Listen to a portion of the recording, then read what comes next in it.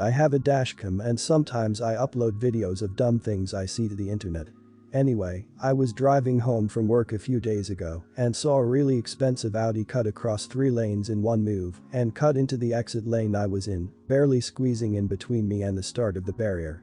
I slammed the brakes and there wasn't any accident, but it shook me up. It was the closest call I've ever had. The driver pulled off into a gas station and I pulled over by the side of the road so I could turn my dashcam and get a clear video of the driver's face as he pumped gas so I could confirm his identity. I had been wanting to make a report for reckless driving because the guy had almost caused a really bad accident. I had never reported something before, but this was probably the scariest close call I'd ever had and I thought it would be a good idea too. I reported it to the police non-emergency line and they said they'd get back to me, but I didn't hear anything yet. I also put the video on the internet titled "Crazy Audi Driver in Hometown Name." Anyway, a few days later, someone commented on the video saying that was the mayor. I didn't believe it at first, but then I looked up pictures of him and was certain. It was definitely the same guy, he'd even been photographed by a local reporter near his Audi. I edited the video title and description and said that it was the mayor of the town. And I guess, because it's such a small town and the video got shared around, it's one of the earlier results if you look this guy up. It's apparently gotten shared in some Facebook groups like a local mothers group and a community group, and the guy is getting a lot of crap for it. I didn't see the reposts myself, I'm not on Facebook. But I got a call from one of the mayor's employees asking me to take the video down.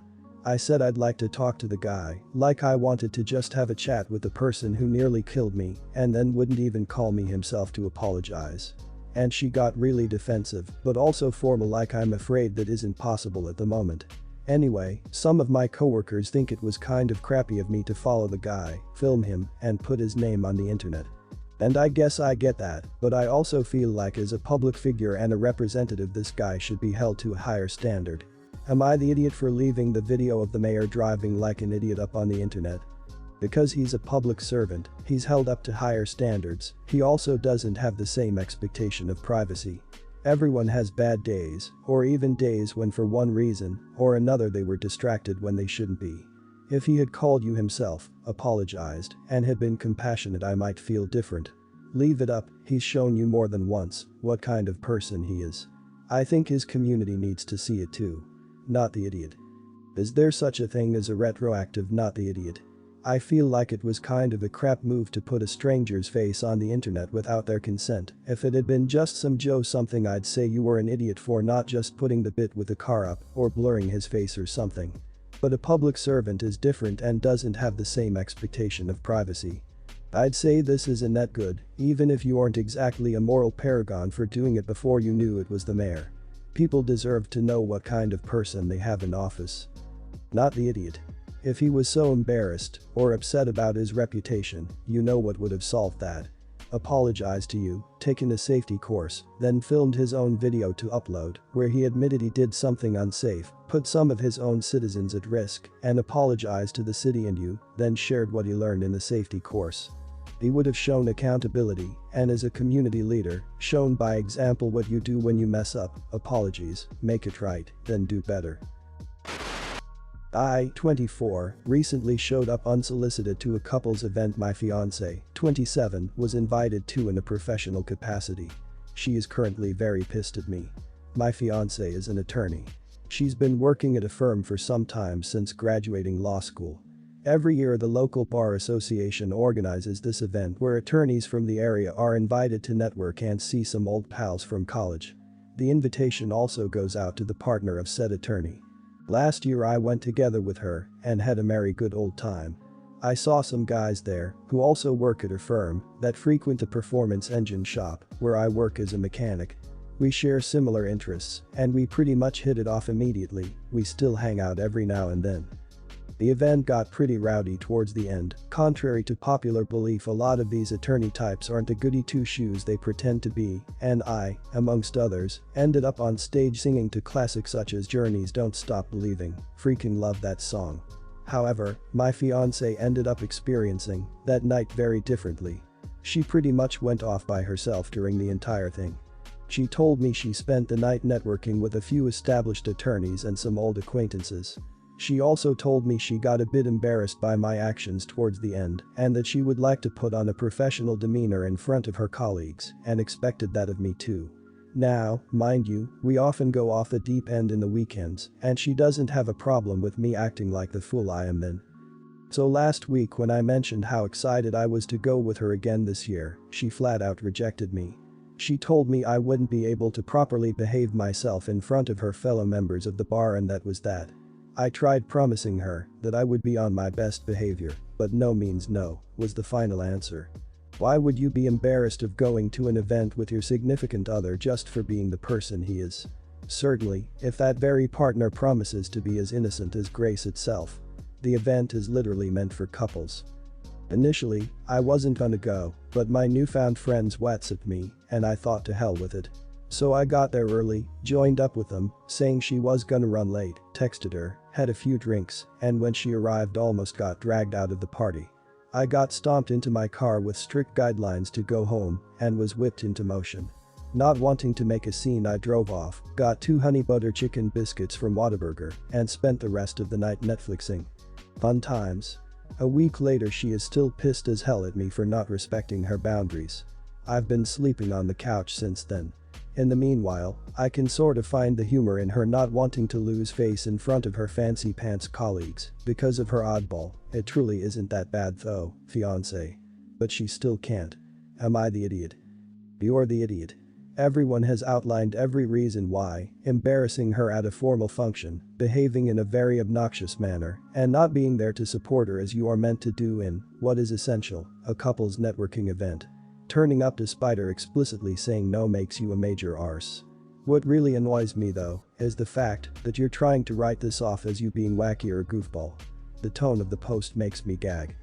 You're the idiot. She didn't want you there. You embarrassed her. And then when she expressed her feelings, you brushed them off because they don't seem to matter to you. She should just have to deal with it because it's just who you are. Then you disrespected her feelings even further by doing back to the place where the original embarrassment occurred and embarrassing her again. That's pretty much straight up idiot behavior if I've ever seen it. You owe her an apology. You are the idiot for all the reasons people have mentioned. Please remember that we do not live in an equal world. She has almost certainly had to work harder than her male colleagues to gain respect and to be taken seriously.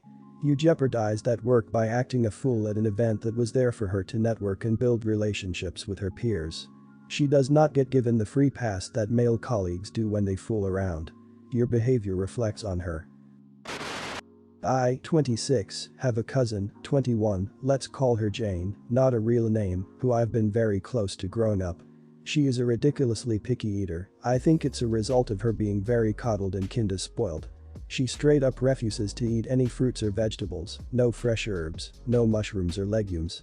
Only meat, rice, pasta, and potatoes. This has stopped her from being able to go to most restaurants and travel because she doesn't trust that the meals wouldn't have vegetables hidden in them. When she visited us, we always had to buy extra foods for her. Now cue to my wedding, which is already planned and paid for, but had to be postponed due to COVID. Both me and my fiancé are vegetarians, so our menu is vegetarian, and every meal offered contains vegetables or legumes. Even our wedding cake has berries in it.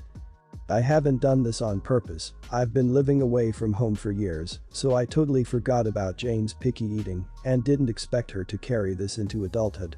I sent the wedding menu to my mom, and she shown it to my aunt, Jane's mom. Straight away I got a call from an aunt asking if that is the final menu and how we are going to be accommodating Jane's preferences. I was a little taken aback and offered her some ideas, but she turned all of them down. So I gave up and said that unless Jane is okay with just some roasted potatoes, I frankly don't know. My aunt proceeded to grill me, saying that it's really disrespectful towards their family and that I should be able to serve her some meat. I got ticked and told her that her demand is ridiculous, especially since this isn't due to allergy, but because of picky eating, and hung up. A lot of relatives are heavy meat eaters, and nothing would stop them from demanding meat if they saw someone else getting it. Also, we just don't want to be serving meat on our wedding that we pay for ourselves. My parents and partner are on my side, but some friends said I should have figured something out and that it's selfish to not care about Jane's comfort at my wedding. I tried to talk to Jane, but she had pretty much the same attitude as her mom, turned down ideas, and said that it's just the way she is. I have been very puzzled because I like Jane, but at the same time, I think it's ridiculous. So would I be the idiot if I just kept my wedding menu as it is and caused that she will be able to only eat potatoes? Not the idiot. She doesn't have allergies, she has preferences. Someone who's that picky is surely used to bringing her own food places. If she chooses to pack granola bars in her purse, don't say anything. But you can't accommodate everyone's preferences. And no offense, she's a cousin, not one of your parents. The only suggestion I'd be willing to make is if your venue offers a kid's meal they'd allow her to have. Typically those are chicken fingers and fries or something. If she chooses not to attend, don't worry. Post amazing pictures of your wedding and let her be jealous. Not the idiot. As a picky eater or person with food sensitivities, I understand the frustration of not being able to eat at weddings. However, this is Jane's fault as she has the food preferences of a 4-year-old. If it were me, I'd tell her this is a child-free wedding, I plan on having one, so she won't be able to attend since she wants to be a toddler. The last wedding I went to I was unable to eat more than a plate of roasted potatoes because I had a tooth pulled. I simply got food I could eat on the way home so I didn't starve.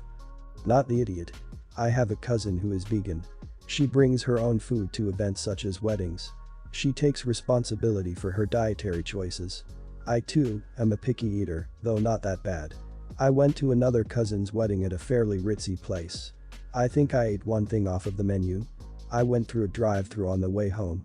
There are plenty of options that your cousin has available to her.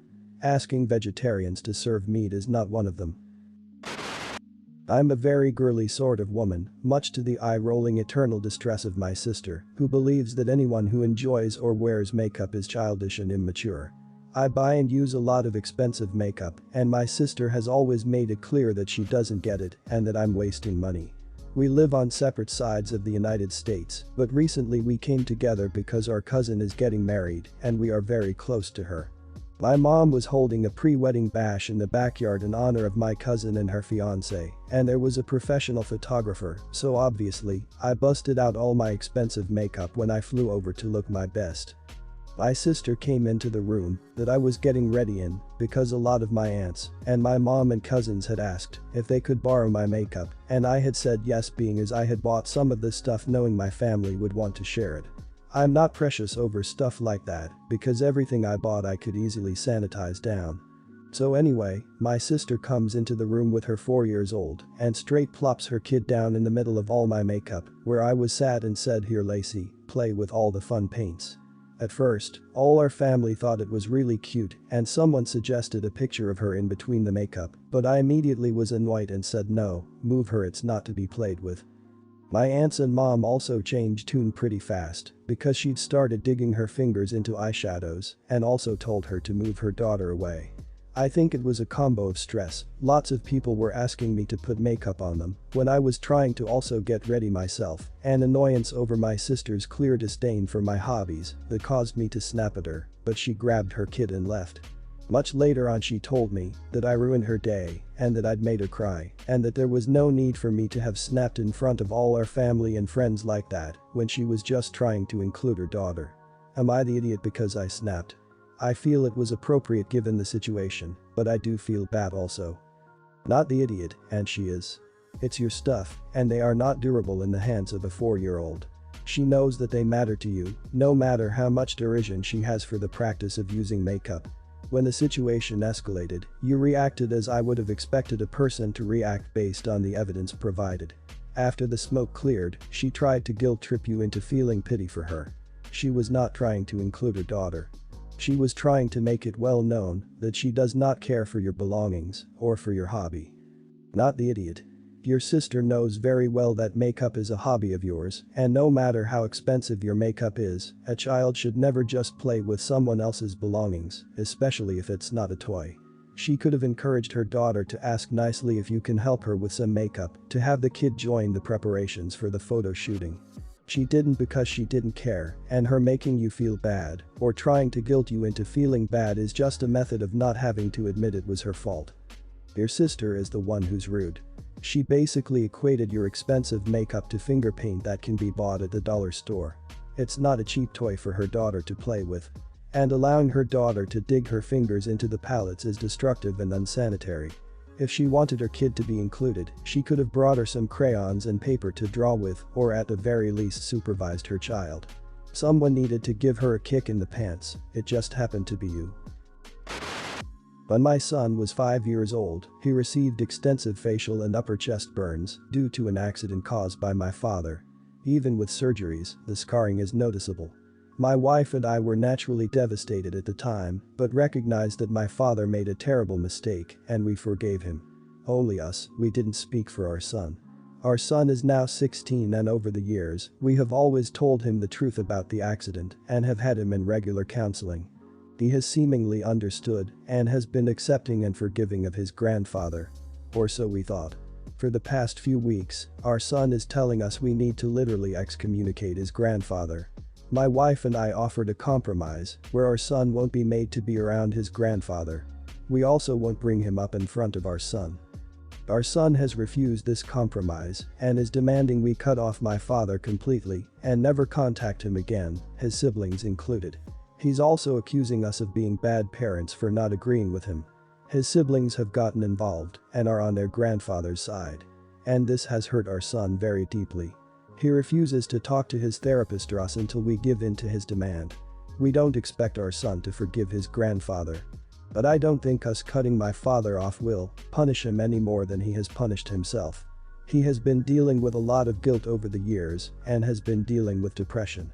He has also been working past retirement and been putting all his money and property in our son's name as a sort of penance. He refuses to go on vacations, and a man who used to be full of laughter has become a shell of the person he used to be. My mother passed away last year. I don't think my father will be able to live through losing the only family he has left.